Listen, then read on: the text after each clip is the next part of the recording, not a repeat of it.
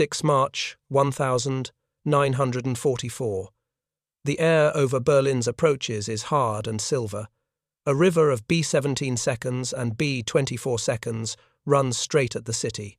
High above P-51 seconds of the 4th Fighter Group under Colonel Don Blakesley ease out of their orbit and slide toward the thin cloud shelf where BF-109 seconds and W-190 seconds are gathering. Major General James Doolittle's new order is simple: don't sit with the bombers, go early, break the attack at the rendezvous. One clean push from altitude. The sky snaps as 3 converging streams of fire meet the German lead pair.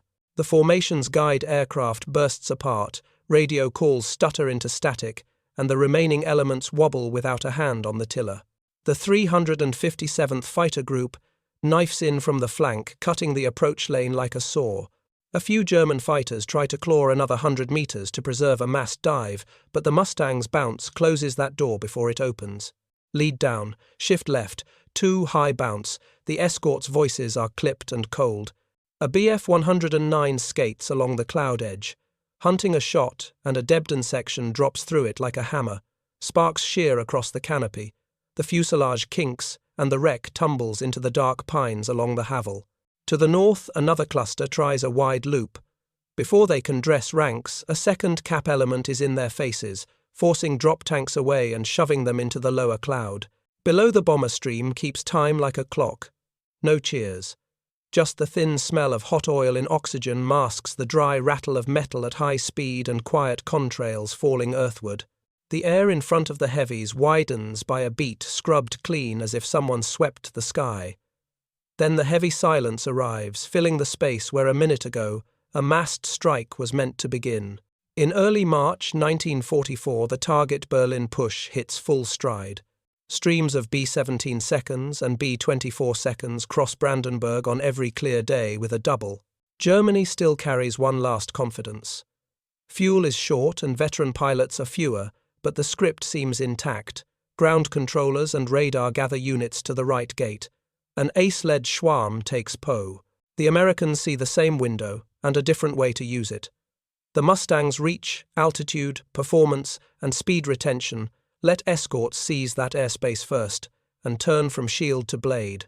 The strategic aim is blunt: keep daylight pressure unbroken, grind down German fighter strength through repeated forward interceptions, and make every scramble a losing trade, even when the factories below are still running. On the invisible map over Berlin, the critical nodes sit along the western and northwestern approaches, where the bomber stream swings onto final headings. Kill the German guide aircraft here, and the entire strike loses its cadence.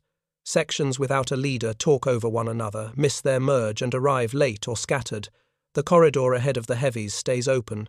Miss the forward cut and the geometry flips. 30 to 60 seconds of unguarded approach becomes a killing lane for whoever dives in first.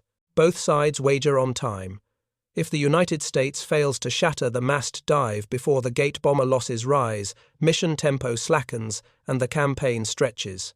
If the United States breaks it early, the Luftwaffe's daytime leverage thins with every sortie. Aces can no longer steer the day with a single perfect lead. Each launch becomes a roll of the dice with odds that worsen weekly. For our purposes, the order of battle is lean and sufficient. 8th Air Force drives the raids, 4th Fighter Group and 357th Fighter Group provide deep escort muscle with P-51 seconds. The German defense is the Reichsverteidigung around Berlin, with gruppen such as JG-11 and neighboring wings feeding the intercept. Between them is a race measured in half minutes. Whoever stands on the rendezvous first writes the rhythm of the sky. There are no elegant lingering dogfights here, only the difference between arriving early enough to cut the head off the attack or arriving late enough to watch a raid come apart at the city's door. The Luftwaffe's massed dive once terrified crews because it rode simple physics to assemble a formation at altitude, time the run for a relief cycle or a pulled-off escort, then drop in along a practiced geometry. The lead aircraft was the metronome. It set the brake, the entry speed, and the point where noses straightened toward the bomber boxes. In that 30-60 second killing window, everything reduced to one fact: the first steady sight picture wins. In BF, 109 seconds, and few 190 seconds.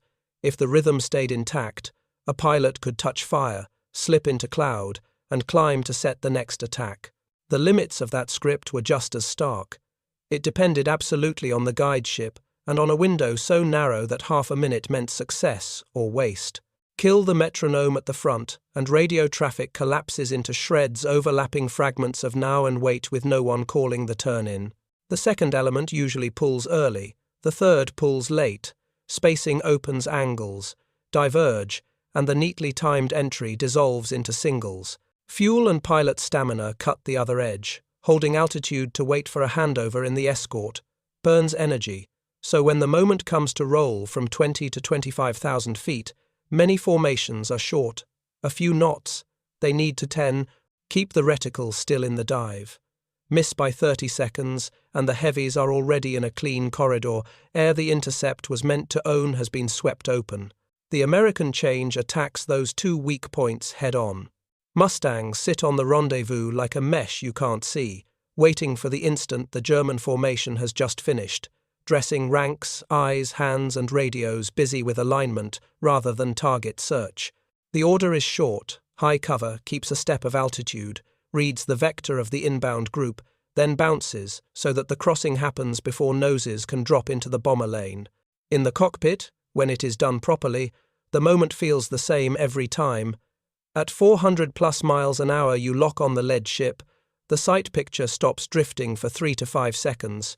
You squeeze, and you are already moving, out of the path of the followers before they understand the beat just broke. In parallel with that downhill hammer, a second pair cuts off the entry, sliding along the approach axis to force anyone about to roll in to change their geometry. They do not have to shoot them all.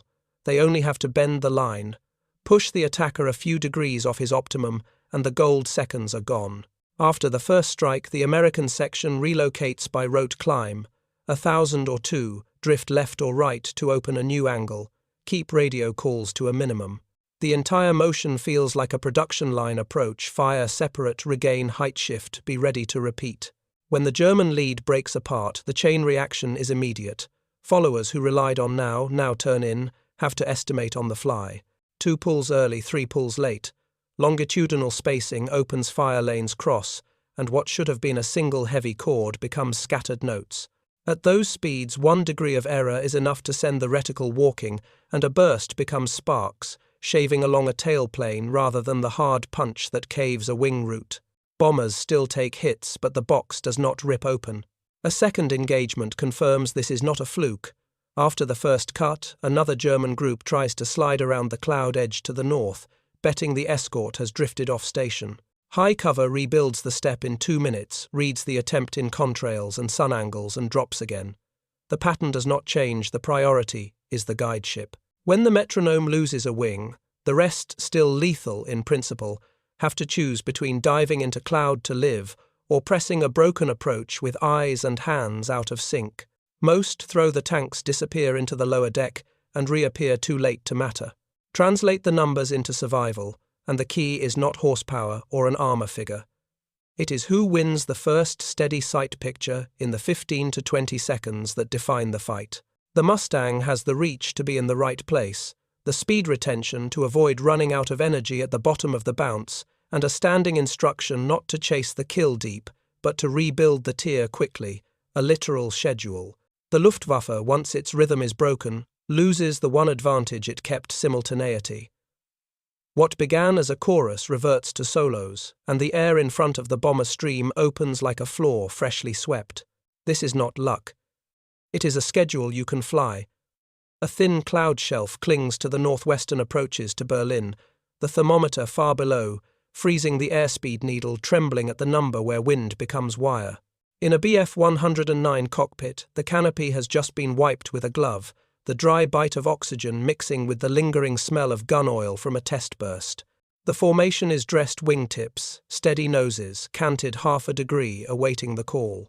The lead voice is even hold line enter on the bomber's left nose, 2-second burst drop into cloud. It's a familiar dance, a long note that if struck on time splits open the metal block below. G presses the spine into the seat. The left foot touches rudder to keep the axis true. The trigger finger rests on the metronome of habit. Fire blooms on the lead ship so fast the brain cannot name it. A clipped hit tears across the radio and dies. 3 or 4 voices pile up a heartbeat later. Shards of words like falling glass now wait left pull. Debris taps the wing root with a porcelain crack. Number 2 hauls early on, reflects the sight, slides the instant the nose drops. Number 3 is a beat late. The entry angle goes oblique and no longer mates to the box below. The energy stored in the minute of waiting is squandered.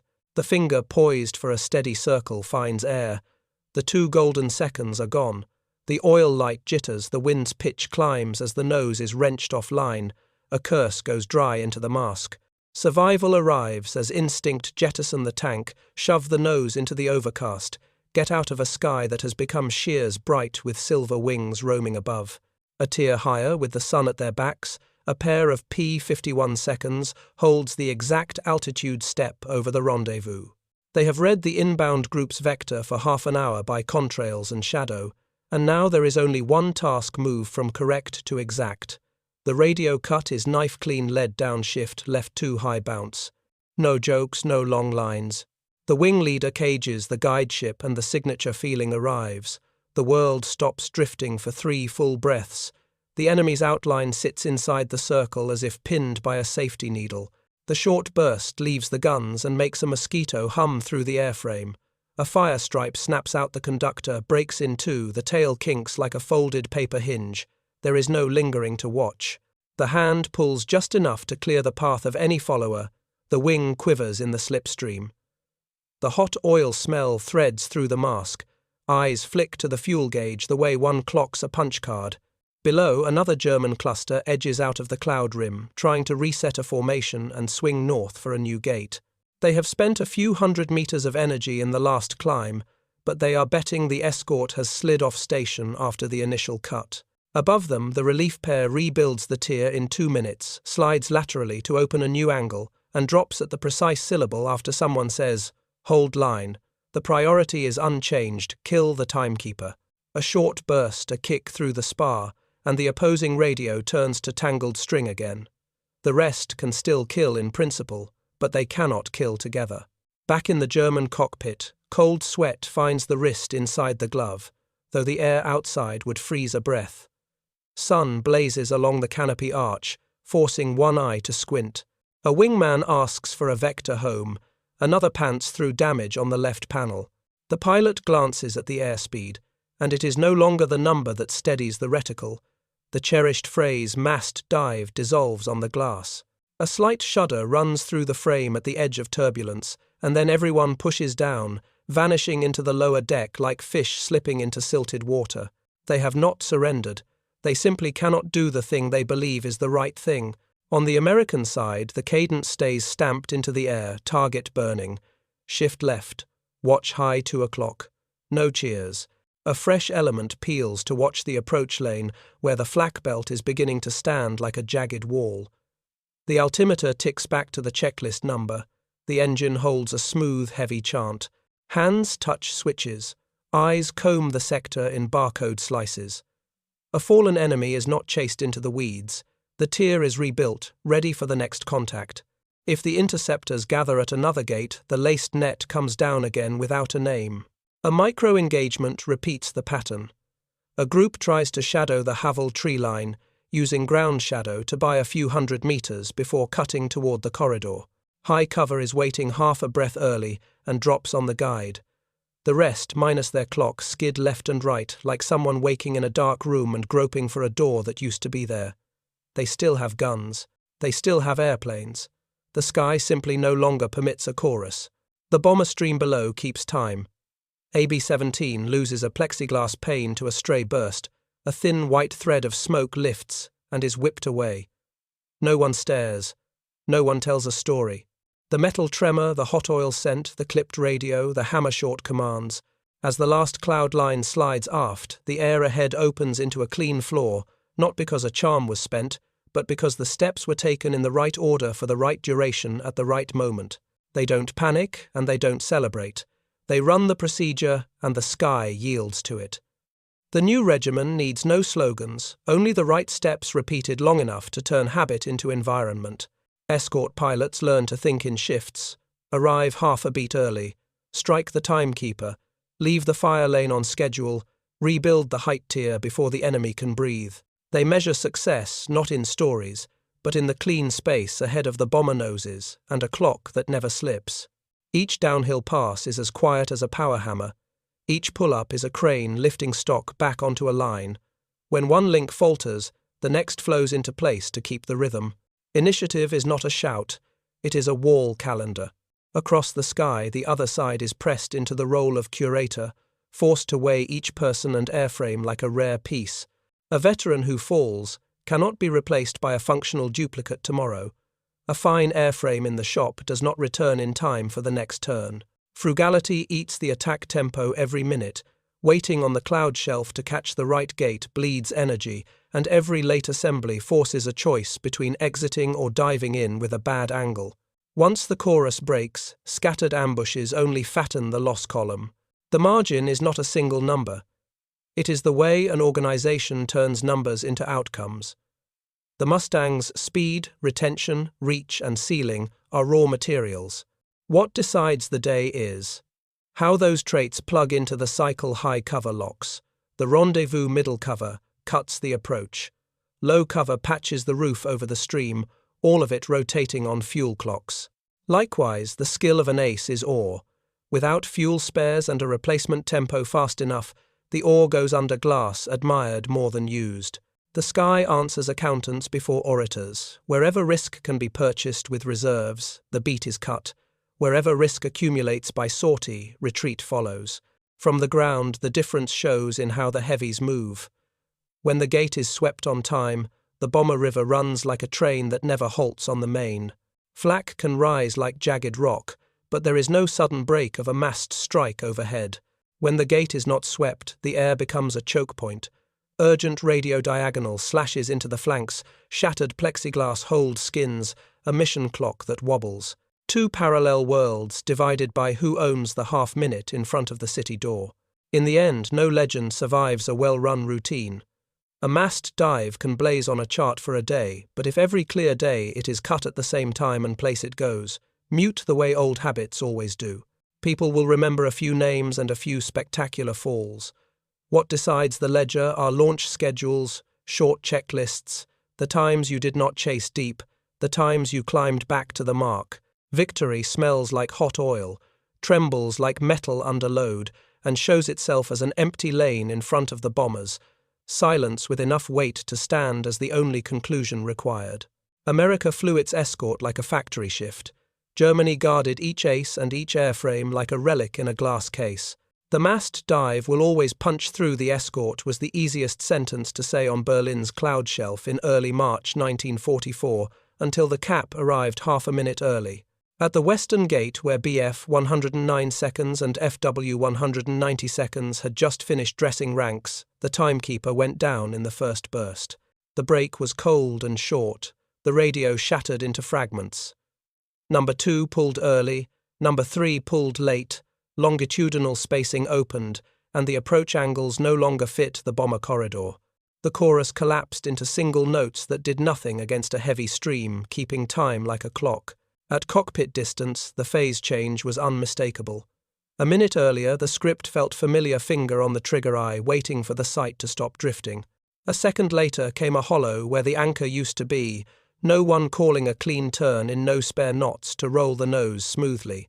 Survival overrode the plan. Drop the tank, push into cloud, escape the invisible shears opening down the sky. A few stray bursts still scratched across a tail. A pane of plexiglass popped, but the rip the box never arrived. The gate, the air that was supposed to belong to the interceptors, suddenly belonged to the escort. On paper, the change showed up as dry lines. Losses increased during assembly. Intercept groups were forced off the gate. The effectiveness of the massed dive fell on the missions that followed. No speeches about grand turning points. Only a stamped procedure high cover holds the step. Kill the guide first. Reset the tier in 2 to 3 minutes. Compress radio calls to 3 to 5 words.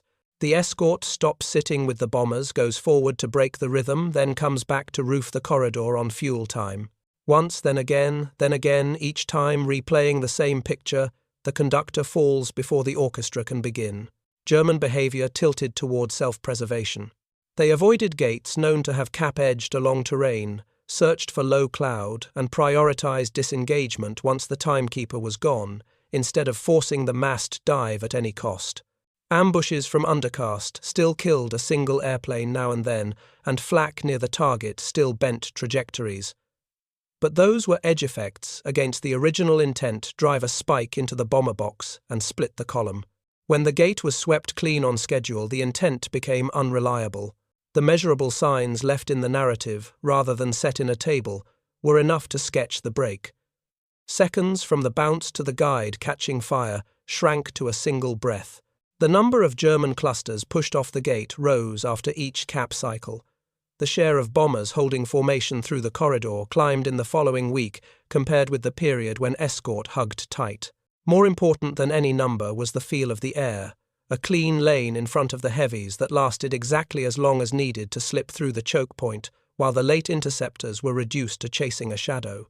There was no claim that the whole sky was lost, only that one specific myth lost its footing at the place it had been strongest, the rendezvous. From then on, every scramble began with an uncomfortable question: can we finish the assembly before they shoot the timekeeper? When the answer came back, no, often enough, the massed dive returned to its true nature, a plan that depends on rhythm, and that rhythm now lived in someone else's hands. From then on, they met the escort first, and the raid stayed whole. In the 10 days after 6 March 1944, the Berlin approach corridor ran like a shift on time. Escort groups were ordered to range ahead, build a high tier on the cloud top, prioritize the timekeeper at the rendezvous, then return to roof the stream on fuel clock. After-action reports from the 4th Fighter Group and 357th Fighter Group spread the arrive early kill guide rebuild pattern, backed by gun camera film, showing cut-offs before the interceptors could drop their noses. German records noted losses rising during assembly. Intercept groups began avoiding cap-marked gates, edging along terrain, waiting for low cloud to climb through, and most of all breaking off once the guide fell, instead of forcing a massed dive at any price. Ambush variants from undercast still took a few singles. Flak near the target still shaved tracks. But the core aim ripper box to split the column no longer looked reliable when the lead wing went down in the first burst. Radio tapes show cluster after cluster forced off the gate before the turn-in, and the clean lane in front of the bombers lasting just long enough to slide through the choke. Behavior on both sides hardened into habit.